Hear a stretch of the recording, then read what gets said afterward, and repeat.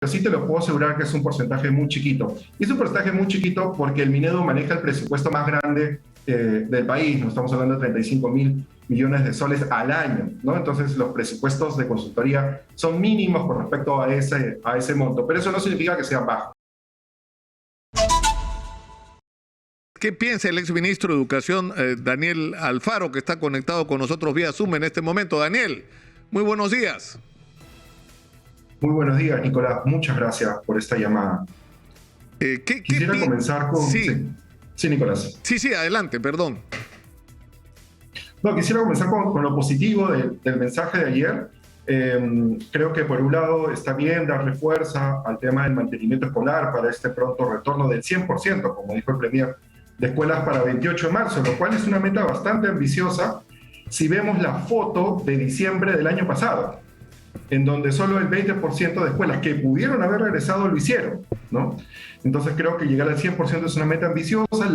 El avance, la vacuna de los docentes y administrativos de los colegios también es importante. Más del 95% ya tiene 2 dosis, cerca del 80% 3, ¿no? También habló un poco sobre los aprendizajes y la necesidad de recuperar estos aprendizajes con espacios para también contener lo socioemocional, ¿no? Eso va a ser bien importante en este regreso, y entendiendo también el tránsito por la cual han tenido nuestros estudiantes de 2 años de escuelas cerradas. También hizo algunas menciones interesantes a la parte intercultural, sobre todo de materiales educativos, a la parte de discapacidad y de infraestructura, y eso creo que ha sido lo positivo en el mensaje de Nicolás. Sin embargo, todavía creo que hay algunas oportunidades de mejora. Ahora, el tema es, para ir punto por punto, ¿no? O sea, tenemos un primer problema porque en realidad no sabemos exactamente y a ciencia cierta cuál ha sido el impacto real de estos 2 años, ¿no es cierto? En la pérdida, o sea, en el progreso de nuestros estudiantes en su aprendizaje. O sea, entiendo que se va a empezar por evaluar el estado y se están pasando a los chicos que ya están regresando por cómo están llegando. Porque a partir de eso vas a tener que diseñar una estrategia en función de esa realidad que te encuentres, ¿no? Exactamente. Primero es reconocer que si bien la estrategia de Aprendo en Casa se elaboró contra el tiempo, se lanzó con el apoyo de docentes y de padres de familia y trató de hacer lo mejor que se pudo con esa estrategia, definitivamente no puede reemplazar a lo presencial, y menos durante 2 años de escuelas cerradas, ¿no? Teniendo en cuenta de que esto es bien importante, Nicolás, los impactos han sido bien diversos, ¿no? Si, por ejemplo, nos quedamos con Aprendo en Casa, vemos que solo el 20% de hogares con hijos en educación básica tienen acceso a Internet, ¿no? Entonces, el 80% restante ha estado de manera más pasiva absorbiendo esos aprendizajes. En ese sentido, lo importante es algo que también se mencionó en el discurso ayer, la evaluación diagnóstica, es decir, que cuando lleguen los estudiantes al salón, el docente puede entender esa diversidad de casos que va a tener y plantearles diferentes trayectorias para poder recuperar esos aprendizajes. Esa es la evaluación diagnóstica que el docente va a hacer tan pronto inicien clases este 28 de marzo, algunos colegios incluso desde el 14.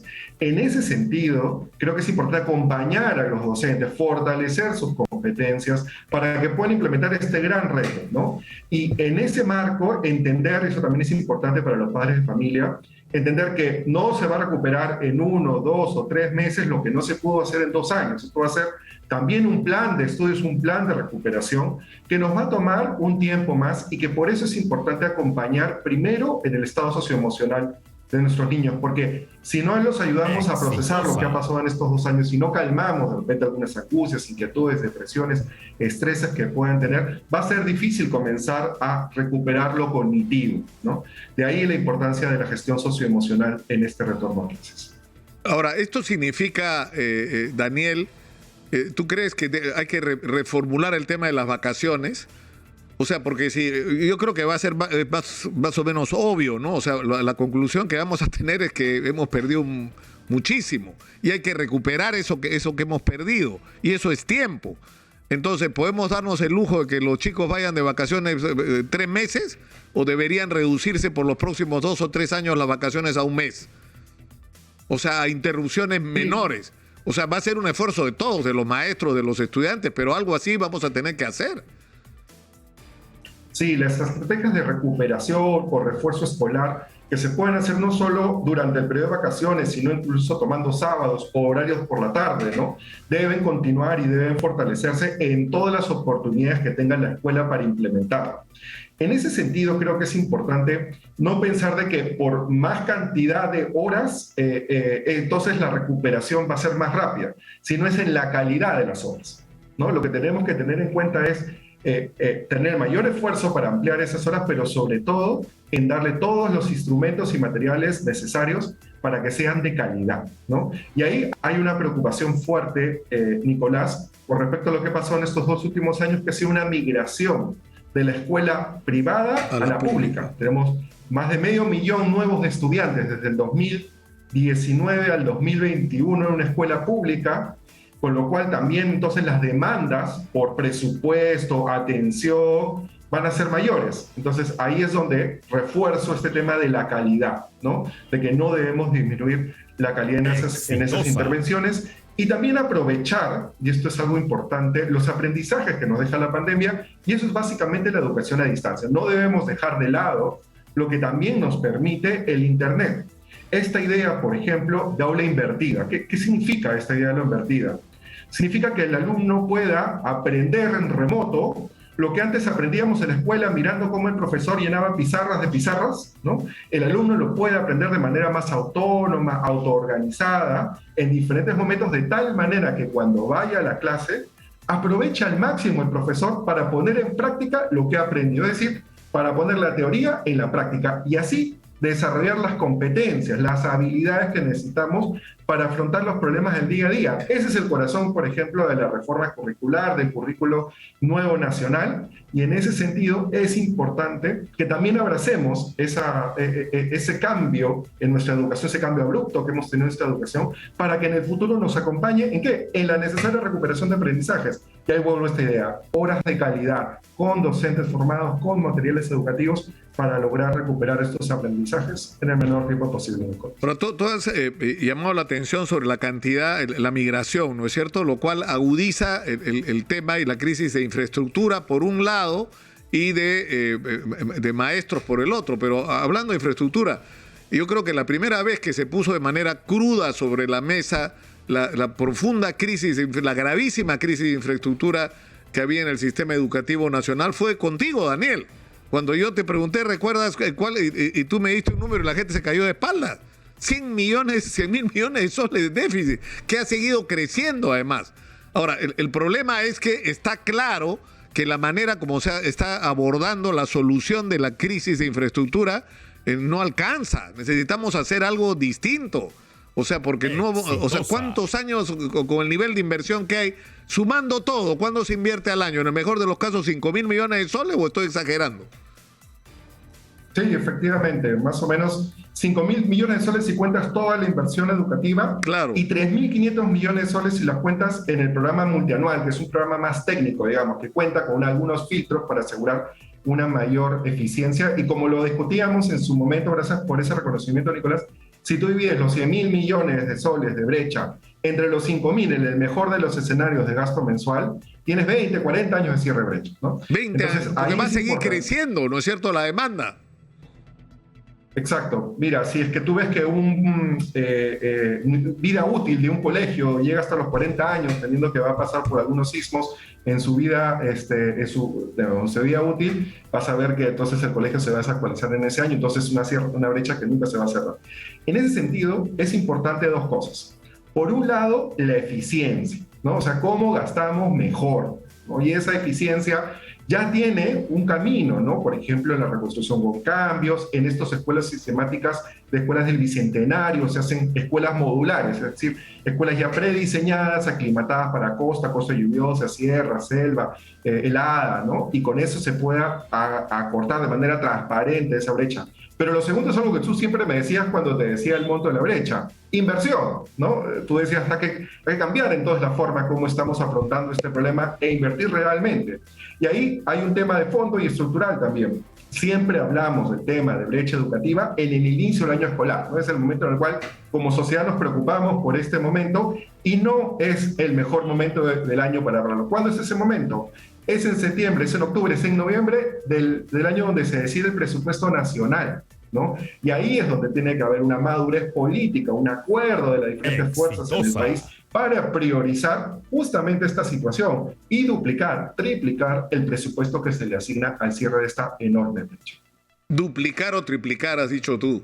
Y eso, ¿no es cierto? Y eso, que igual, es decir, agregarle a eso eficiencia y podríamos acortar el plazo, ¿no es cierto?, para ponernos al día. Ahora, ayer ha hablado el ministro del bendito tema de las consultorías. Ha dicho, nosotros por decisión de la gestión hemos dispuesto que no se contraten más consultorías en el Ministerio de Educación. Es más, hemos planteado que se van a publicar todas las consultorías de los últimos 10 años en el repositorio del Minedu para que se puedan observar quiénes son. Ahí lo interrumpieron los aplausos, ¿no? Porque ahí se juntan de los dos lados, ¿no? En ese punto de las consultorías. Pero ¿cómo es este tema? ¿Cómo ha sido este tema de las consultorías, Daniel? No, me parece buenísimo que pueda haber una difusión masiva de todo el conocimiento que se ha generado dentro del ministerio. Seguro que en esa evaluación se verán unas consultorías que han tenido mayor impacto y otras que seguro tienen oportunidad de mejora. Lo importante es aprovechar esta ventana para aplicar algo que es importantísimo en el Estado, que es la gestión del conocimiento. Muchas veces, cuando se hace una consultoría o se contrata a una persona, ese conocimiento que genera la consultoría o que la persona genera en el puesto, se va cuando la persona deja el cargo, ¿no? Y entonces el que viene, el que toma la posta, tiene que volver a empezar desde cero.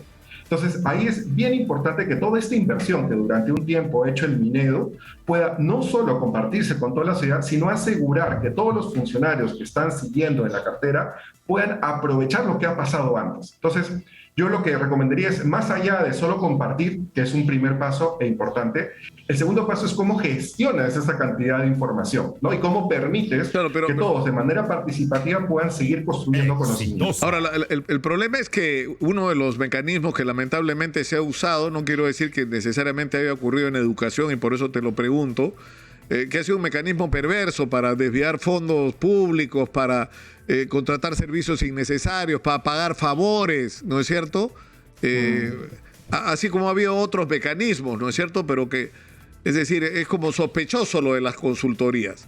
Es decir, ¿cuál era la necesidad, por ejemplo, en el Minedu, por ejemplo, durante tu gestión, para contratar consultorías? ¿Para qué se contrataban consultorías?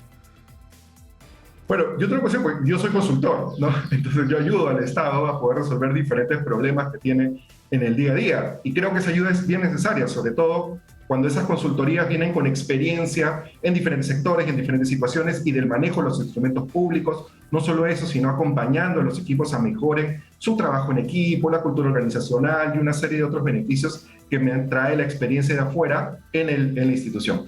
Ahora, no necesariamente todas las consultorías son de ese estilo. También, así como hay que mejorar la gestión pública, hay que mejorar los aportes que traen las consultorías, y ahí es donde seguro vamos a tener una alta variedad de resultados con respecto a lo que se ha venido contratando en los últimos años y que siempre ha sido materia de preocupación, tanto en el Congreso como en algunos líderes de opinión de la sociedad civil, y por eso te decía al principio que saludaba de que todo este conocimiento se puede abrir y se puede evaluar cuáles pueden ser porque supuestamente en la impacto consultoría... Pero acá lo importante es, más allá de focalizarnos en la fiscalización, más bien focalizarnos en lo que tiene valor para poder seguir construyendo mejores políticas públicas. Esa sería mi recomendación. No, claro, o sea, hay que hacer la fiscalización para determinar qué consultorías han sido innecesarias, ¿no es cierto? Y han sido, en algunos casos, hasta un derroche. Pero... Es decir, a lo que estamos enfrentados es a un Estado tremendamente ineficiente por un lado y corrupto por el otro. Entonces, la idea es cómo hacemos para transformar esto, que tú no necesites que venga alguien de fuera, te diga lo que hay que hacer, se vaya y las cosas sigan como siempre han sido, ¿no es cierto? Sino que realmente se produzca una transformación en la calidad de la gestión. Algo importantísimo, Nicolás, es que las consultorías no solo sean entregar un informe que al final lo encarpetas o está guardado en un archivo cuya raíz no vas a encontrar nunca, ¿no? Sino que ese conocimiento se instale en el funcionario público, que el funcionario público lo pueda aprovechar en su día a día. Entonces no es como una acción separada, sino es un acompañamiento de personas que tengan la especialidad en la materia que están asignando. Ahí viene también un tema de fiscalización y transparencia, ¿no? Para que justamente puedan acompañar. Ahora, en tu gestión, por ejemplo, Daniel, tú contrataste consultorías. Estoy seguro que durante mi gestión se contrataron consultorías porque es algo recurrente que en el ministerio se hace justamente para poder generar ese conocimiento adicional que no está todavía instalado en los funcionarios públicos y que a veces también es mejor contratar una consultoría para un tema especializado que contratar a más personas y ampliar tu planilla para ese propósito, ¿no? Entonces sí tienen un fin complementario y eficaz en el proceso, ¿no? ¿Y cuánto Y se todas las gasta en gestiones consultoría? eso sucede. ¿Tú tienes una idea que cuánto del presupuesto, por ejemplo, el Minedu se va en consultorías?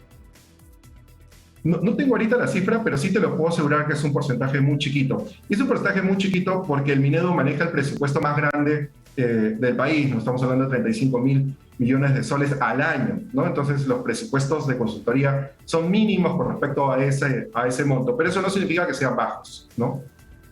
De acuerdo. Ahora, el tema es que ¿tú qué piensas del actual ministro de Educación? A mí me ha sorprendido, ¿ah? O sea, primero es un hombre que tiene experiencia, ¿no? En el tema de la gestión educativa, ¿no? Pero Sí. ¿cuál es tu juicio sobre su rol, su papel en este momento? Sí, cuando escuché el nombramiento, a mí me dio mucha expectativa. ¿Sabes por qué? Porque en Propuestas Bicentenario, que es un observatorio que nosotros lanzamos para poder dar luz a los principales indicadores del movimiento de la educación en el país, identificamos que el año pasado las regiones que habían logrado superar el 30% de escuelas habilitadas, ¿no? que regresaron a la presencialidad, ¿no? El total de escuelas habilitadas para regresar, solo el 30% regresó, estaba Huánuco, ¿no? Huánuco ha sido de las regiones que más había alcanzado esa meta y justamente el ministro Serna venía de ser El director regional de educación de Huánuco, ¿no? Entonces, eso acompañado de que es un profesional que también ha estado en la gestión institucional de aulas, UGELs, en el mismo ministerio, ya le acompañaba con un nivel técnico también interesante para desarrollar el cargo, ¿no? Y en ese sentido había y hay todavía muchas expectativas con respecto a su gestión. ¿Dónde creo que pueden estar las oportunidades de mejora? Y quizás también eso pasó con el discurso de ayer del Premier Torres. Creo que la primera es ser más firmes en colocar el interés superior del niño, ¿no? Y del estudiante en general, ¿no? Por ejemplo, pudieron haber aprovechado para sentar bases sobre la defensa de la reforma universitaria, ¿no? O sobre la reforma magisterial, ¿no? Teniendo en cuenta que existe ahora algunos proyectos en el Congreso que tratan de hacer una contrarreforma universitaria, o en el caso de la magisterial, con todo lo que hemos tenido el año pasado con esta filtración de pruebas y la anulación por parte del Congreso de las mismas, ¿no? Sin un debate un poco más mesurado y profundo. Entonces creo que ahí hay dos reformas que bien se pueden defender, que bien se pueden comunicar. Y en el otro extremo, también, si por ejemplo alguien me podría decir que en un discurso de investidura no podría ir un tema como el distanciamiento dentro de los salones, ¿no? Este metro de distancia que se está obligando a que todos los colegios tengan dentro del salón, pudo haber sido también un mensaje interesante en cuanto a que eso hace de que muchos salones no puedan regresar 100% a la presencialidad este 14 o 28 de marzo, porque no alcanzan, pues porque son más alumnos de los que el salón podría tener si sigues exigiendo este metro de distanciamiento, cosa que la evidencia internacional te ha dicho que no es necesaria para seguir conteniendo el avance del virus. En ese sentido, creo que hay algunas oportunidades de mejora que pueden aprovechar todavía para tener un retorno más efectivo. Y otra cosa que también creo que hubiera sido interesante escuchar ayer es qué pasa con esta comisión multisectorial, ¿no? ¿Qué pasa con todos estos ministerios que también habían tomado parte de este retorno a clases que se formó en la gestión anterior, la comisión? Se trató de que no solo sea responsabilidad del Minedo, sino sea de todo el gabinete. Y es algo que tiene que ser así, porque este es un proyecto muy ambicioso. Entonces también se pudo haber dado cuenta de qué ha avanzado esta comisión multisectorial y cuál es el real compromiso de todas las carteras, comenzando por la cartera de salud, para tener un retorno efectivo a clases lo más antes posible. Muchas gracias a Daniel Alfaro, exministro de Educación, por haber estado con nosotros esta mañana. Muy gentil. Muchas gracias, Daniel. Un abrazo.